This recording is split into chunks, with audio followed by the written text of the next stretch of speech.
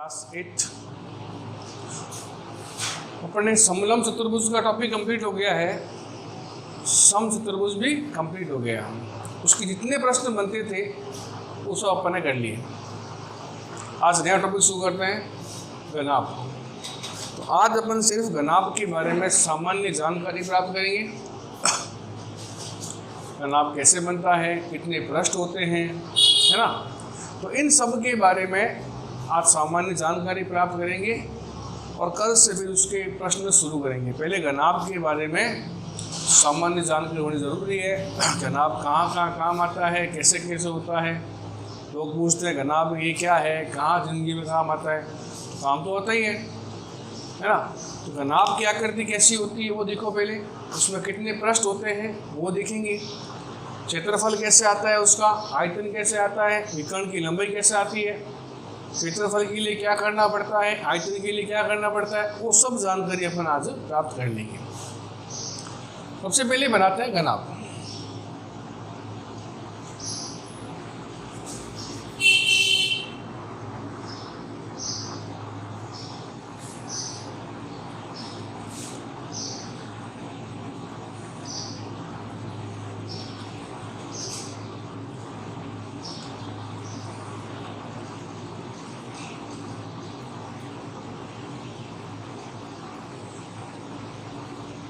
ये अपन ने क्या बनाया,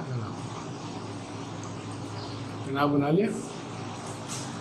सबसे पहली बात यह है घनाभ में 6 पृष्ठ होते हैं। पहली बात यही है घनाभ में क्या होते हैं, घनाभ में 6 पृष्ठ होते हैं। घनाभ की बात करते हैं। जैसे अपने घर में संदूक होती है ना। संदूक की आकृति कैसी है, संदूक की आकृति घनाभाकार है। अब मैंने लिखा है यहाँ 6 पृष्ठ होते हैं। अब 6 पृष्ठ कैसे होते हैं, कौन से होते हैं, वो पता करते हैं। तो जैसे अपन कमरे में खड़े हैं, उस कमरे की बात ही करते हैं अपन। जिस कमरे में आप बैठे पढ़ाई कर रहे हो, जिस कमरे में पढ़ा रहा हूँ मैं, उस कमरे की बात करते हैं। वो कमरा घनाभ आकार का है। जिस कमरे में मैं पढ़ा रहा हूँ और जिस कमरे में बैठ के आप पढ़ रहे हो, उसको एक कमरा घनाभ आकार का है ना। तो घनाभ आकार क्यों है? 6 पृष्ठ कौन से होते हैं, घनाभ आकार का क्यों है?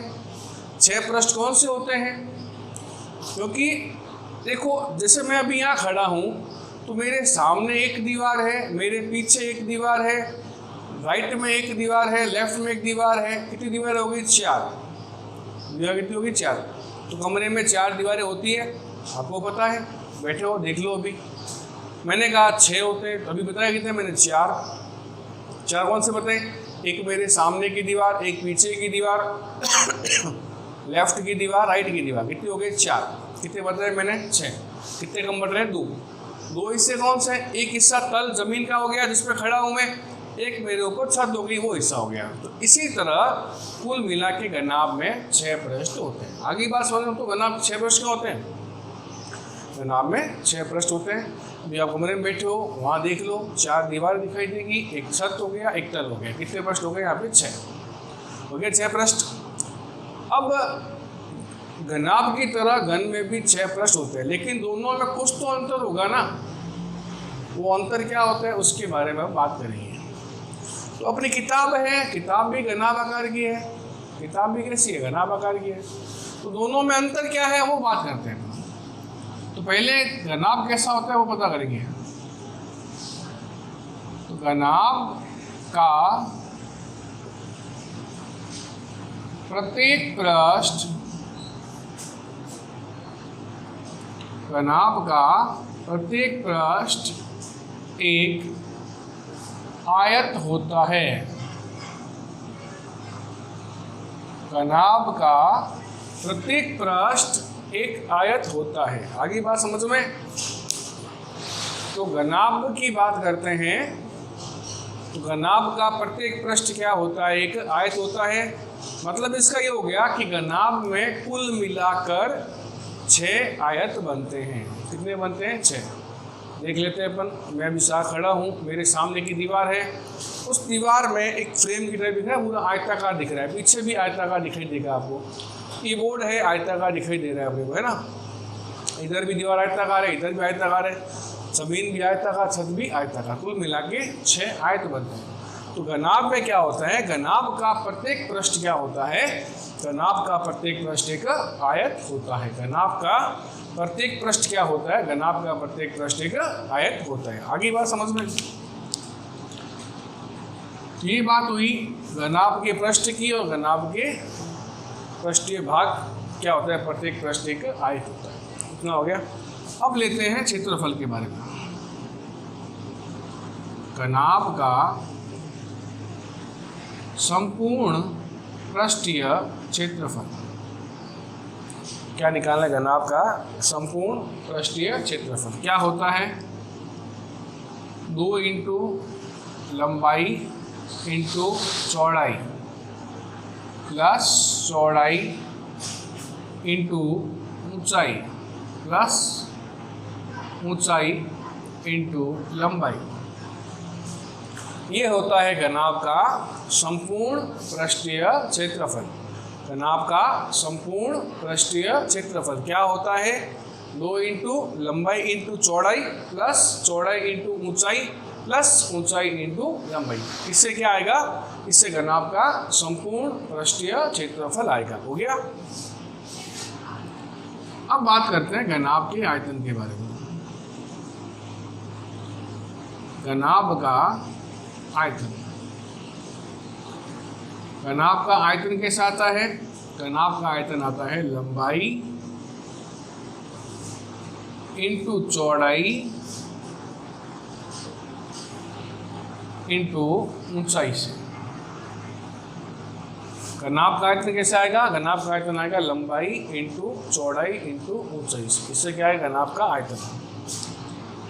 अब लास्ट टॉपिक रह गया घनाभ के विकर्ण की लंबाई। घनाभ के विकर्ण की लंबाई,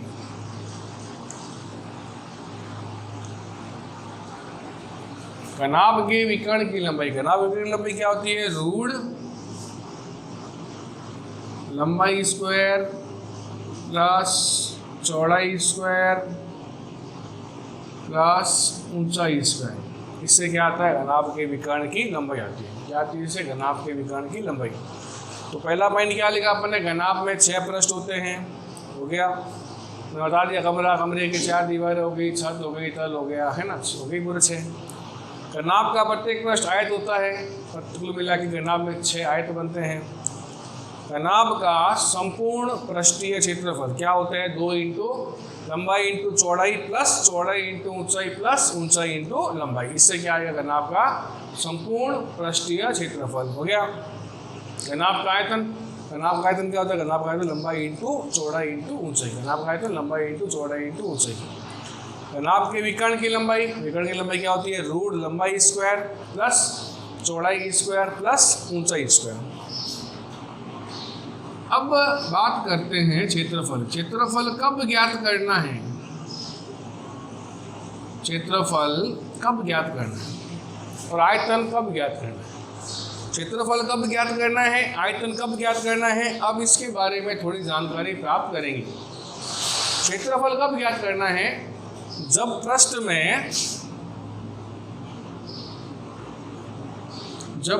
में लिखा हो कि पृष्ठ पर कोई कार्य, जब प्रश्न में लिखा हो कि पृष्ठ पर कोई कार्य करना है, पृष्ठ पर कोई कार्य करना है, इसका मतलब क्या हो गया, जैसे प्रश्न में लिखा हुआ आएगा कि एक घनाभाकार कमरा है, उस कमरे में अपने को पेंट करवाना है, कमरे में पेंट करवाना है। तो पेंट कहाँ करवाते हैं, पेंट उसके पृष्ठीय भाग पर करवाते हैं। घनाभाकार पानी की टंकी है, टंकी में सीमेंट करवानी है, नाभागार पानी की टंकी है, टंकी में क्या करवानी है? सीमेंट करवानी है। सीमेंट कहाँ करवाएंगे? सीमेंट उसके पृष्ठीय भाग पर करवाएंगे। तो जब भी कोई कार्य पृष्ठीय भाग पर करना हो तो क्या करेंगे? उसमें अपन क्षेत्रफल ज्ञात करेंगे। संदूक है, संदूक के अंदर की ओर पेंट करवाना है। पेंट कहाँ करवाया? अंदर की ओर। अंदर कहाँ कराया? दीवारों पर करा दिया, छत पर, ढक्कन पर करा दिया, तल पर करा दिया। बाहर की ओर पेंट करवाना तो भी कहाँ करवाया? उसका चारों दीवारों पर करा दिया, ढक्कन पर करा, तल पर करा दिया, है ना। तो जब भी कोई कार्य पृष्ठ पर करना हो तो आपको क्षेत्रफल ज्ञात करना है। बात करते हैं आयतन की। आयतन कब ज्ञात करते हैं? जब पृष्ठ में क्षमता,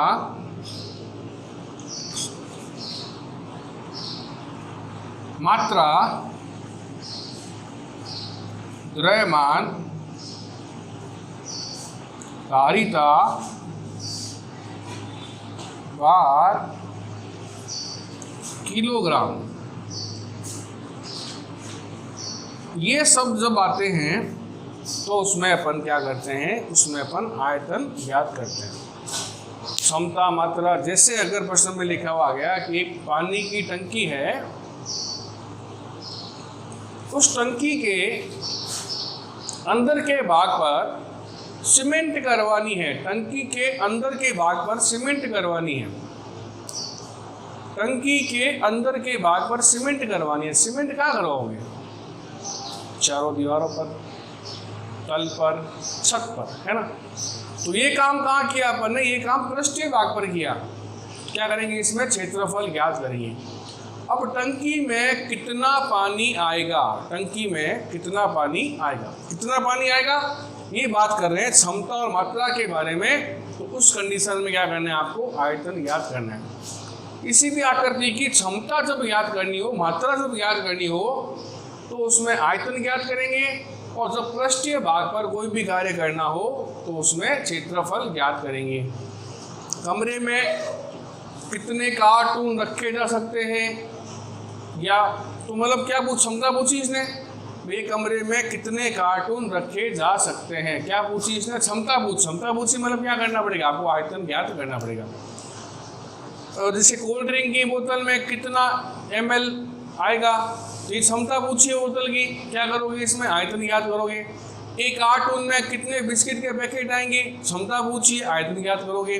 तो प्रश्न को जब ध्यान से पढ़ोगे तो पता लग जाएगा कि काम पृष्ठीय भाग पर करना है तो क्षेत्रफल ज्ञात करना है, और जब कार्य क्षमता मात्रा संबंधी पूछ रहा है तो क्या करना है? आपको आयतन ज्ञात करना है। ठीक है, तो सवाल कर लिया अपन आज। ये कल शुरू करेंगे घन के बारे में।